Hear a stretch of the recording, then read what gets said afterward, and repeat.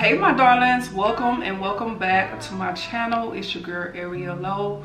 On this channel I talk self-development, business, health, wealth, all good things. So if you like content like that, make sure you hit that subscribe button and let's get into this video. Today I want to discuss what I started doing in my 20s that has gotten me engaged in my 30s. It is certain things that you're going to have to start doing or stop doing in order to find the man of your dreams, in order to find your husband, or just in order to find just a good man in general. Because I understand not all women want to get married. That is completely okay. But we all want us a good man. We all want us a good companion, a good, situation, whatever y'all want to call it, put a name on it, whatever. But we can all be on the same accord that we all want a well-to-do and a respectable significant other.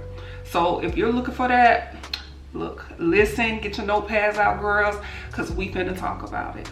The first thing that I started doing was being more selfish with me and my time. Every man does not deserve all of your time. He does not deserve you texting him all day, bothering him all day. Get a life, girl. Get you a life that you absolutely love and that you can maintain and be happy with or without a man. A lot of women, they feel like they have to have a man in order to be happy, and that is the furthest thing from the truth. And that's something that I realized as I was building my life, I was building my career, that a lot of my happiness came from within me. It came from me chasing after my goals, my dreams, starting my business, doing me and being selfish about it and not apologizing for it. Y'all gotta stop apologizing for being selfish with your time. Like, I understand if you want to spend time with your man, your significant other, or the person that you're dating, but don't give them all of your time. Be selfish with you. Put yourself first and ensure that they know that. Put that boundary in place. Like, look, my priority is me. And I say be selfish because men are the same way, honestly. They can relate to that in a lot of ways because men are naturally selfish. And when they see a woman that is just as selfish as them, if not more selfish, they kind of are attracted to that. They're intrigued because it's like, how dare she? How dare she not make time for me? How dare she not like me? How dare she tell me no? You have to challenge these men in order to get what you want out of them. And that's something that I learned in my 20s that has really gotten me further in the dating space, just in general, and just giving me the things that I want, because I know that I'm a fucking princess and I'm not ever going to allow a man to come into my life and tell me otherwise. Okay, and that's how you got to think. You are a princess, you are a queen, whatever you want to call yourself. You that bitch, okay? And don't ever allow a man to tell you otherwise. Now, the second thing that I stopped doing was catering to men that I'm just not committed to. Look, I know as women we are naturally nurturing. We try to prove ourselves to men that we're worthy because we go out our way to cook, we go out our way to clean their house, we go out our way to give that girlfriend/wife experience. I'm sorry, that's not happening over here. If a man isn't showing you that he is willing to commit to you, what are you committing to him for? Why are you going to his house cleaning up his space? Why are you cooking and cleaning and sexing him when he wants it? That's not how it goes. If anything, a man is supposed to be more and willing to cater to you. We are men's kryptonite. Women, we are men's kryptonite. So the more you think about that, put these niggas on their knees. Okay, put these men on their knees, okay? Because they are supposed to be catering to you. They're supposed to be courting you and not the other way around. And I think that's why we're going through these situations with women dealing with more feminine men, because women are becoming a little bit more masculine. So dial that back, girl. Dial that back, sis. Like, stop going out your way for men. Stop making it seem like you have to be that one to come save them, and you trying to give the girlfriend-wife experience and stuff because you want them to choose you. Like you said, the pick-meishes ain't in, okay? You are the one that's supposed to be doing the picking, not the other way around. Okay? So if he hasn't committed to you, stop putting your energy into him, okay? The less energy, the more the man gonna like you. I promise you, I promise you, I promise you. The more energy you put into yourself, the more magnetic you become, the more attractive you become, and the more men will be more and willing and loving to pursue you, okay? So don't put your eggs all into one basket. The reason why you're able to go around and give this one man so much of your energy is because you don't have options. You need to go get you some options, because, and stop thinking that every guy that you date or come across is going to be that one. You got to stop thinking that way. Have fun, loosen up, give a little bit of good energy, you know, be at the table like that. Like, nobody wants to be with a boring girl. Nobody wants to be with a girl that just don't know how to have fun. They take everything so freaking serious, and it just dims the vibe. Just in the beginning, go with the flow. As time goes on, a guy's always going to reveal what he truly wants with you. He's going to show it within his actions. He's going to show you within how he carries himself with you. He's going to show you. So you don't have to be sitting here, oh, you know, when are we going to be exclusive? When are we going to get married? But leave that to the man to do, okay? That is his job to do, so leave it to him. Of course, make it aware that that is where you want to go eventually. But in the beginning stages of dating and stuff like that, let all that serious stuff go and just have a good time and enjoy life. Because tomorrow isn't promised to anyone. So if you every day, oh, I gotta find this, I gotta do this, I gotta do this, just let life flow, let life be. And I promise you, what is for you will always be for you. Now, the third thing that all women should stop doing, stop trying to be a man's mother. And I know y'all thinking like, why would I want to be? No, some women, y'all like to do too much for men. Y'all like to put it out there like y'all have to be the one to save him. Y'all have to be the one to make his life better and stuff like that. Yeah, you want to pour into your significant other, but they also have to pour into you. So you need to give the same energy that they're giving. And no man likes to be treated like you're his mother. Like, come on. Why are you paying this man bills? Why are you letting this man drive your car? Why are you sending this man money? That man is not your child. So why are you treating him like your child? And you're wondering why you're not getting any good results, and he's not whining and dining you. He's not taking you out. He's not being a man in your life. It's because you're doing too fucking much for him. Stop trying to save that man and save yourself. A real man is not going to allow you to do that anyway. Any man that's willing to accept money from you, you know, accept you driving, except you loaning your car to him, except you paying all the bills, except you doing all the labor around the house and taking care of the kids. What is he doing? Any man that is allowing you to do all that is not a real man, and he does not value you. He does not love you. That man is using you. That man is taking advantage of you because you're allowing him to.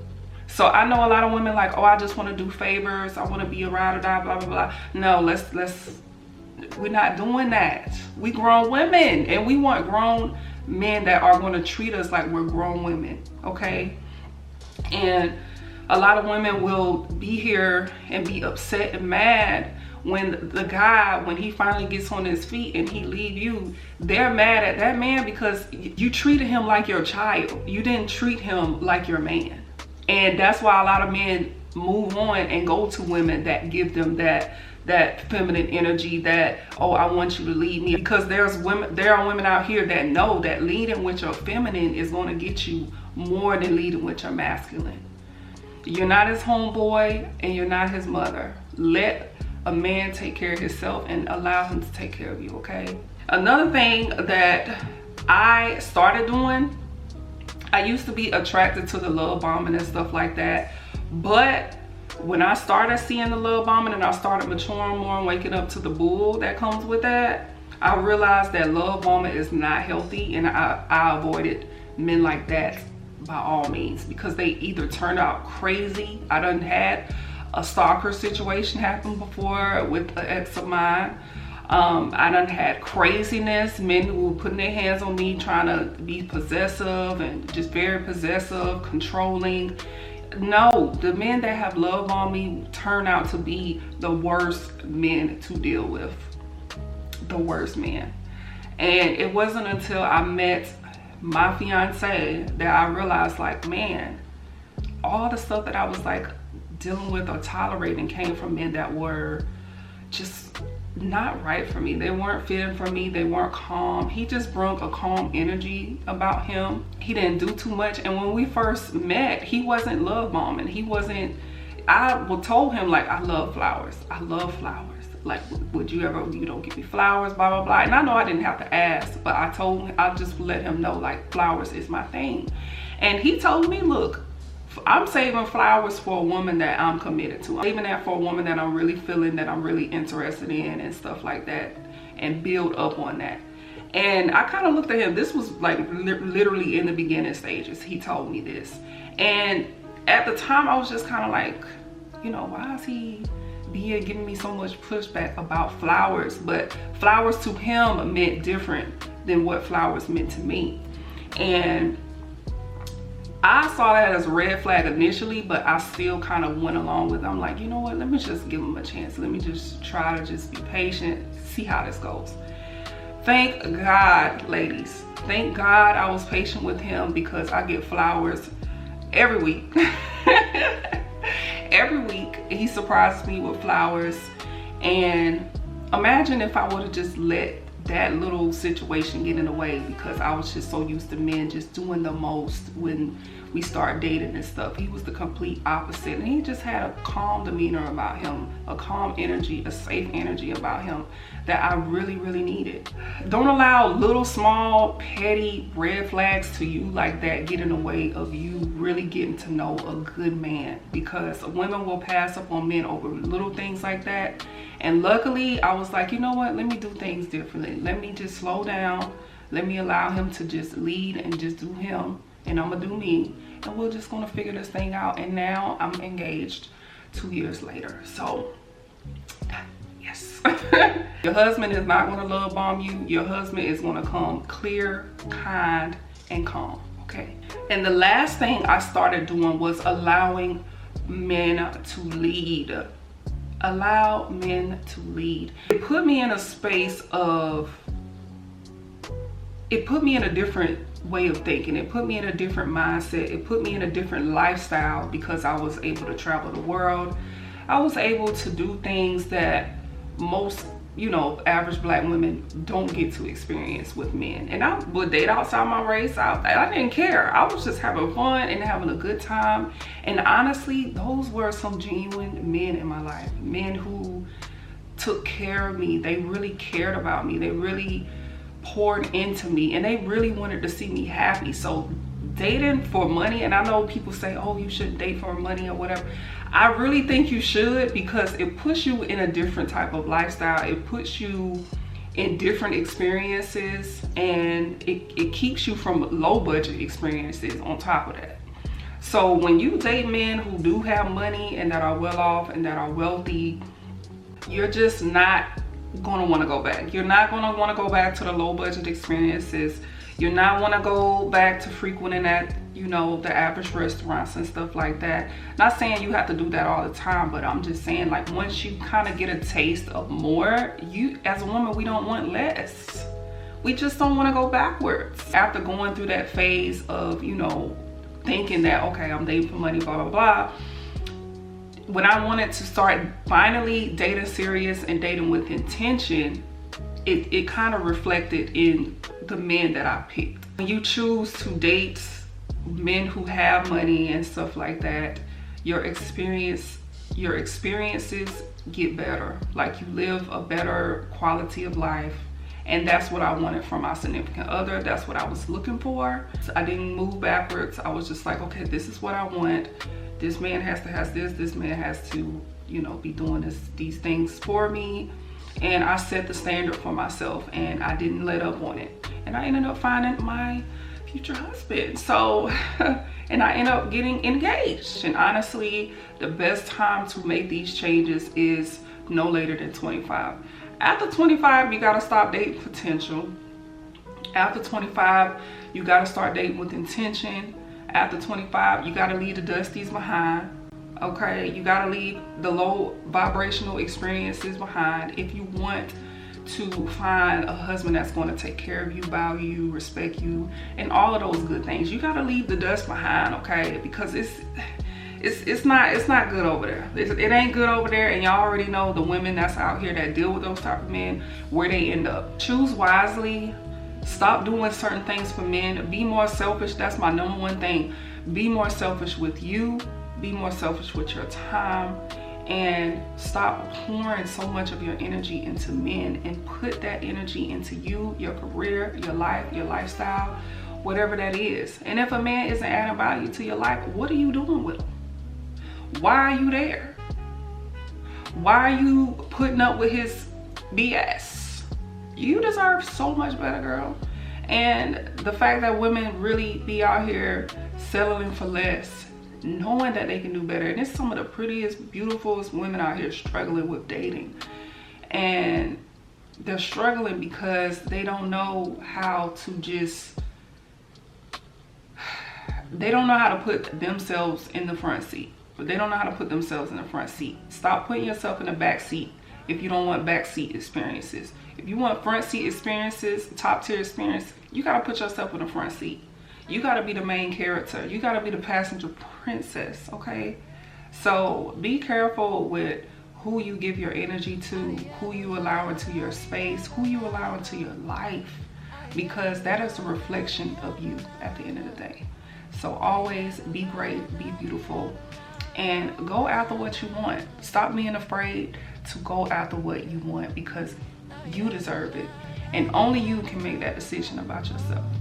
But this concludes my video. I hope you ladies love my takes on this topic. Drop your opinions, drop your comments below, like this video, share this video with your girlfriends or whatever, and until next time.